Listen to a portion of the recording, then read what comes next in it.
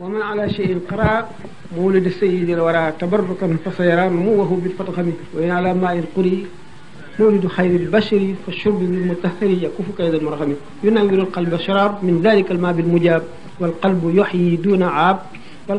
والقلب يحيي دون عاب وأن شقائن يحتمل إحياء مولد البشير يحمل العيال والديور فيه شفاء للصدور لكل هاد ينتمي loolu lépp ci ngëneeli guddi gàmmu gii la mu ne képp koo xam ne tiim nga dara jàng ci jàngi guddi juddug yonent bi sallallahu alayhi wa sallam moo xam ñam la wala alal la wala loolu looy jëriñoo la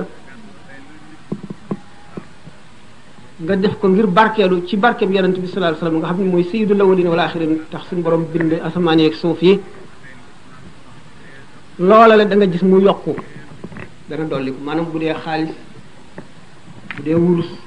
bu dee yére bu dee lu mu doon rek bu fekkee ne jàng nga ko ci ndox moomu ku ci naan dana dundal sa xol te dana ko leeral te dana fekk nga xam seytaane dana la ko fegal te xol te ndox moomu naan ci dana leeral xol ci daraja yonent bi sallallahu alayhi wasallam te dana dundal xol bi di dootu am ayib te dana ko fegal texee di mu ne nag ixyaau mawlidil bashir yaxmil ayaala wa duyuur fihi shifaun li sudur li kulli haadin yantami dundal guddi juddub yonent bi sallallahu alayhi wasallam nga xam ne mooy bégal jullit ñëpp ci àjjana dana aar sa njaboot dana aar say kër te nee na saafaraa ngi ci joo xam ne day saafara sa xol ñeel képp koo xam ne jullit nga askano ci lislaam waaw kon nag li ñu nekk di ko def danañu ci gën a dëgëral danañu ci gën a xemmem loo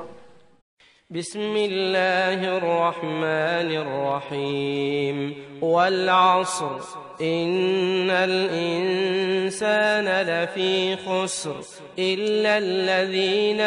آمنوا وعملوا الصالحات وتواصوا بالحق وتواصوا بالصبر